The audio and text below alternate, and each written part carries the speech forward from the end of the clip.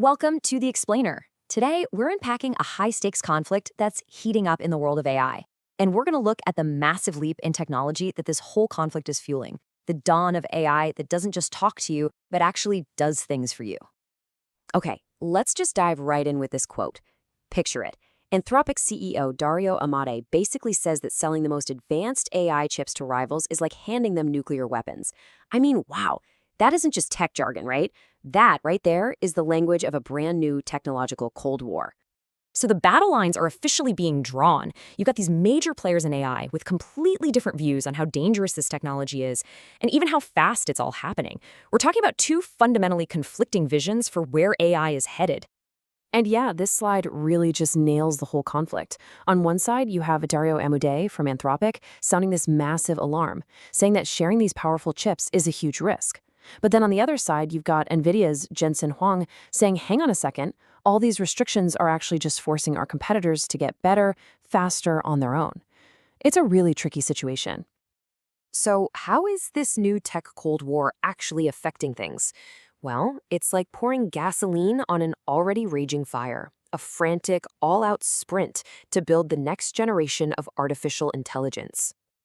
So when is this super smart AI actually going to get here? Well, it really depends on who you ask. And the answers are, well, they're wildly different. Dario Amodei thinks AI could be doing most engineering tasks in just 6 to 12 months. That's an incredibly fast timeline. Then you have someone like Demis Hassabis from Google, who's a bit more cautious, saying it's more like 3 to 10 years. It really comes down to a difference in philosophy, right? Is it about just completing tasks, or is it about genuine human-level understanding? And you know, while these giants are all battling it out, this really interesting new player has popped up on the scene. It's a startup called Humans and their focus isn't just on building another chatbot. Their entire vision is what they call human-first AI, an AI that works with you like a partner. And the money? I mean, wow. Just look at this number. We're talking about a valuation of $4.48 billion in just 3 months. And with Jeff Bezos backing them, that tells you there's some serious belief that this collaborative AI agent idea is the next big thing. At the very same time, you've got this other huge trend going on. A company called Liquid AI has released a powerful new model that's great at math. But here's the kicker. It runs completely on your smartphone, offline.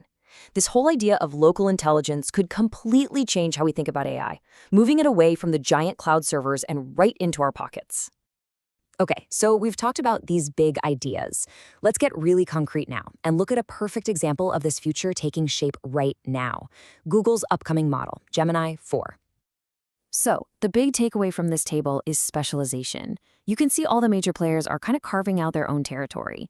OpenAI's next model will likely focus on knowledge, Anthropic's is all about coding and safety, but then look at Google's Gemini 4. Its whole reason for being? Action and autonomy. But you know, what does action and autonomy actually mean? How do you get an AI to stop just answering your questions and to actually start doing things for you? Well, Google's building it on 3 main pillars. First, Project Astra. That's basically giving the AI eyes and ears, so it has real-time perception and memory. Second, Project Mariner. Think of that as giving it hands, so it can browse the web and get stuff done. And third, a secure protocol that lets these agents make payments, so it can see, it can act, and it can transact. And get this, it's not just about one AI working for you in a vacuum. Google is creating a standard so that different AI agents can actually talk to each other, negotiate, and work together. It's like building an entire digital team.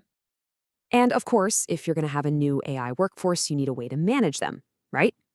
Well, that's where this platform, called Google Anti-Gravity, comes in. It'll let developers oversee whole teams of AI agents that can write code and even manage entire development projects. Okay, so what's the big deal? Why should you or I care about this shift from a talking AI to a doing AI? Why does this really matter?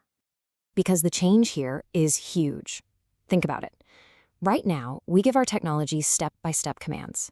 But we're moving to a world where you just give it a goal. So instead of telling it to search for flights, then find hotels, then book a car, you'll just say, plan my trip to Tokyo for next week.